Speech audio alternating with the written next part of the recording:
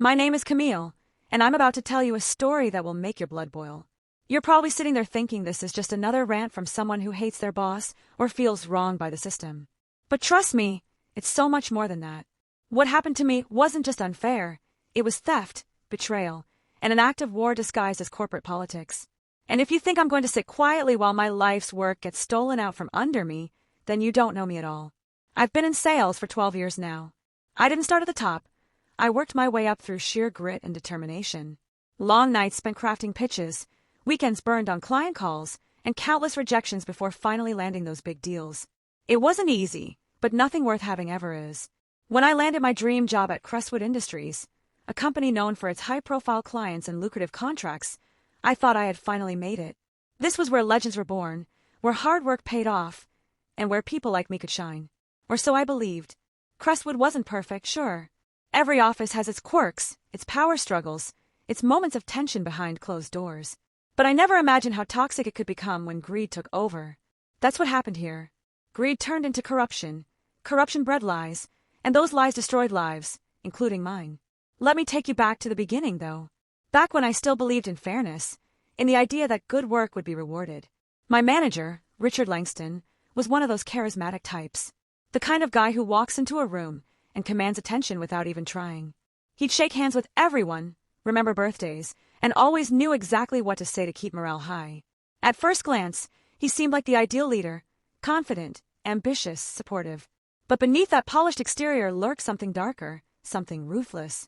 Richard had handpicked me for a major account last year, a deal that would change everything for Crestwood and secure our dominance in the industry. It was a multi-million-dollar contract with Horizon Tech, a tech giant looking to expand its operations globally. Landing them meant prestige, recognition, and most importantly, money. A lot of money. 4 months. I poured every ounce of energy into winning them over.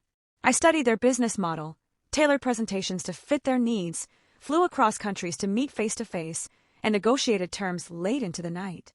By the time we signed the agreement, I felt like I'd climbed Everest barefoot. And then came the commission check, or rather, the lack thereof. $90,000. That's what I was owed for closing the Horizon deal. 90 grand that represented not only months of relentless effort, but also the validation of my skills, my value, my worth. Except it never arrived. Instead, Richard called me into his office one Friday afternoon, leaned back in his leather chair, and told me with a smug smile that the commission structure had changed. Changed? How convenient. According to him, the new policy stated that commissions for accounts exceeding $5 million would now be split among senior management. In other words, they were taking my money and giving it to themselves. At first, I thought it was a joke. Surely, this couldn't be real. I'd earned every penny of that commission fair and square. But when I asked for clarification, Richard simply shrugged and said, "That's just how things work around here, Camille. You'll understand someday." Understand? Oh, I understood all right. I understood that I'd been played, used, betrayed. The worst part, there was nothing I could do about it, at least, not legally. Crestwood's employee handbook was deliberately vague about commission structures, leaving plenty of room for interpretation. And Richard, well, let's just say he knew exactly how to manipulate the system to his advantage. So, I swallowed my anger, plastered on a fake smile, and pretended everything was fine. On the outside, I was the same driven, ambitious Camille everyone admired. Inside, however, I seethed. It wasn't just the money, though losing that kind of cash stung more than I cared to admit. No, it was the principle. The blatant disregard for ethics, for fairness, for the very foundation of what makes a workplace functional. If they could do this to me, then who else were they screwing over? Who else had fallen victim to Richard's schemes without even realizing it? That question haunted me day and night. I started paying closer attention to the inner workings of Crestwood, observing patterns I hadn't noticed before. Like how certain employees mysteriously disappeared after questioning Richard's decisions, or how expenses magically vanished from reports only to reappear in executive bonuses. Even the way Richard spoke during meetings, he always used phrases like team effort and shared success, but his actions told a different story entirely. One evening, after yet another exhausting day of pretending everything was okay, I stayed late at the office to catch up on emails. As I walked past Richard's desk, I noticed something unusual. His computer was still on. Normally, he locked it down tighter than Fort Knox, but tonight, fate must have decided to give me a break. Curiosity got the better of me, and I glanced at the screen. What I saw made my stomach churn. Spreadsheet after spreadsheet detailing unauthorized transfers, falsified invoices, and secret accounts, all linked directly to Richard and a handful of other executives. They weren't just stealing commissions, they were embezzling millions from the company itself. Millions that rightfully belonged to shareholders, employees, and clients. The scale of it was staggering. And suddenly, everything clicked into place. The shady policies, the disappearing funds, the culture of fear, it all stemmed from this web of deceit. For hours, I sat there, scrolling through file after file, piecing together the puzzle. Each discovery hit me like a punch to the gut. These weren't just greedy executives lining their pockets. They were criminals operating under the guise of legitimacy. And Crestwood, it was complicit in their crimes, whether knowingly or not. Someone needed to expose them. Someone needed to hold them accountable. But who would believe me? I was just a mid-level sales rep with no connections, no leverage, and no proof beyond what I'd stumbled upon accidentally. Going public would mean risking everything. My career, my reputation, possibly even my safety. Yet staying silent felt equally impossible. If I did nothing, they'd continue stealing, lying, and destroying lives without consequence. Was I willing to live with that? As the days passed, I found myself consumed by a singular mission: take down Crestwood Industries. Not out of revenge, not entirely anyway, but because someone had to stand up and say enough was enough. I began gathering evidence discreetly, documenting every suspicious transaction, every incriminating email, every whispered conversation between executives. It was slow, painstaking work, but I couldn't afford to rush. One misstep, and the entire operation would collapse. Along the way, I encountered allies I never expected. Colleagues who shared my frustrations, former employees eager to spill secrets, even whistleblowers from competing companies willing to help. Together, we formed a loose network dedicated to uncovering the truth. Some joined out of moral obligation, others for personal gain, but all of us united by a common goal: justice. Of course, it wasn't easy. Every step forward felt like 2 steps back. Richard grew increasingly paranoid, tightening security measures and scrutinizing staff activities. Rumors spread that anyone caught snooping faced immediate termination. Fear gripped the office, suffocating any hope of resistance. Still, I pressed on, fueled by a mix of desperation and determination. Then came the moment that changed everything. Late one night, while reviewing files in a co-worker's apartment, I discovered something I hadn't anticipated: a connection between Crestwood and a major political scandal. Names, dates, transactions, it was all there, implicating some of the most powerful figures in the country. Suddenly, this wasn't just about exposing corporate corruption anymore.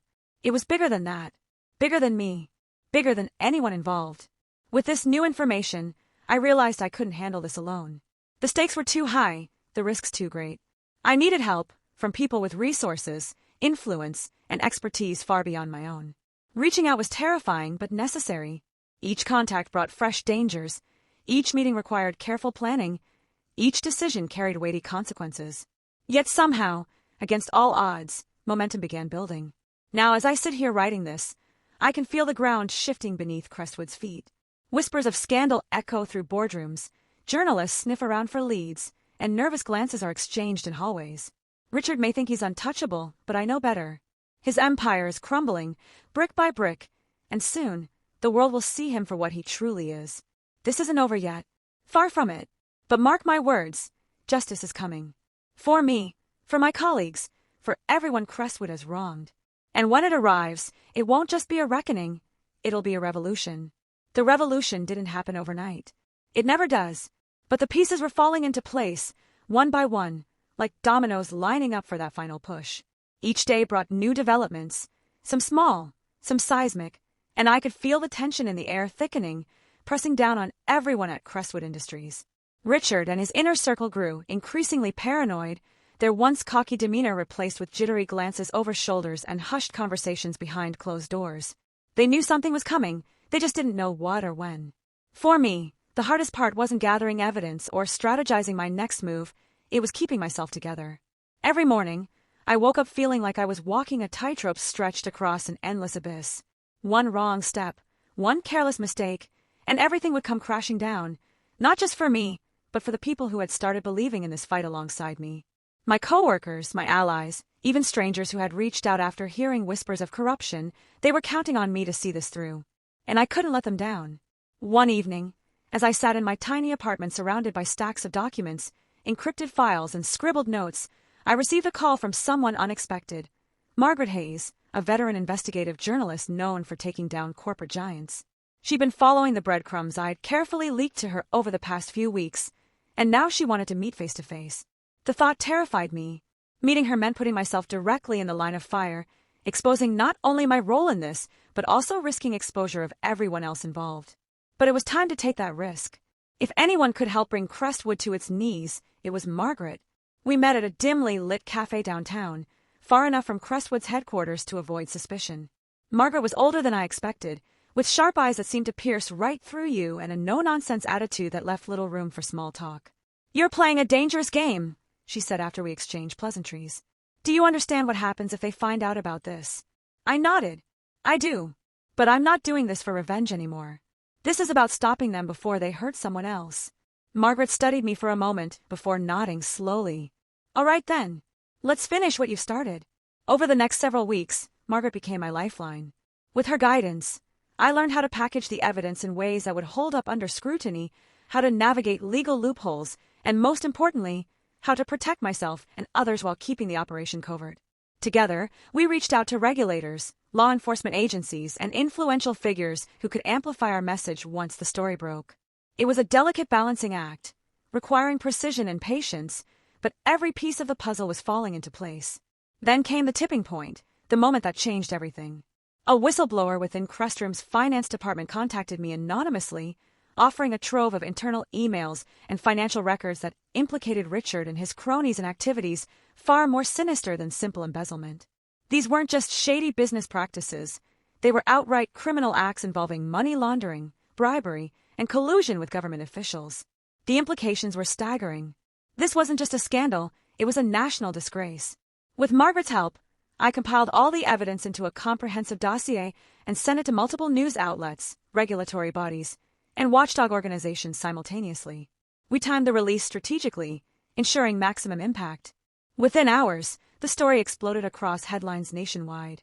Reporters swarmed outside Crestwood's offices, cameras flashing as executives scrambled to issue denials and damage control statements. Social media erupted with outrage, hashtags trending worldwide as employees, former clients, and industry insiders began sharing their own stories of betrayal and exploitation. Richard tried to weather the storm, appearing on television to defend himself with rehearsed platitudes and empty promises. But the walls were closing in too fast. Investigators raided Crestwood's headquarters, seizing computers, files, and financial records. Arrest warrants were issued for Richard and several other top executives. Shareholders filed lawsuits, demanding accountability and restitution. Clients pulled out en masse, leaving the company teetering on the brink of collapse. And me, I watched it all unfold from the sidelines, hidden away in a safe house arranged by Margaret until the dust settled. It was surreal, watching the empire I'd once admired crumble into ruins. Part of me felt vindicated, triumphant even. Justice had been served, or so it seemed. But another part of me couldn't shake the weight of what had happened. Lives had been destroyed along the way, not just mine, but countless others who had trusted Crestwood only to be betrayed. The scars ran deep, and healing wouldn't come easily. Eventually, the chaos subsided. Crestwood Industries was dismantled, its assets liquidated to compensate victims and pay off debts. Richard and his accomplices faced trial, their crimes laid bare for the world to see. Some received prison sentences, others struck plea deals, but none escaped unscathed. As for me, I chose to step away from the corporate world entirely. After everything I'd been through, I couldn't imagine returning to that life, no matter how much it had defined me. Instead, I dedicated myself to helping others caught in similar situations.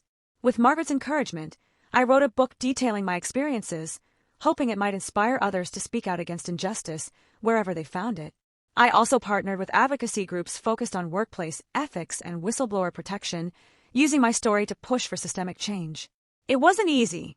There were days when the memories still haunted me, when the anger and pain threatened to consume me, but I refused to let bitterness define me. Looking back now, I realize that taking down Crestwood wasn't just about reclaiming my stolen commission or punishing those who had wronged me. It was about proving that even in a world where power often corrupts, ordinary people can still make a difference. That standing up for what's right isn't always easy, but it's always worth it. And that sometimes, the greatest victories come not from personal gain, but from standing shoulder to shoulder with others fighting for justice. My name is Camille, and this is my story, a tale of greed, betrayal, resilience, and redemption. It's not perfect, and it certainly hasn't been easy, but it's mine. And if there's one thing I've learned along the way, it's this. No matter how daunting the odds may seem, courage has a way of changing the world, one brave decision at a time.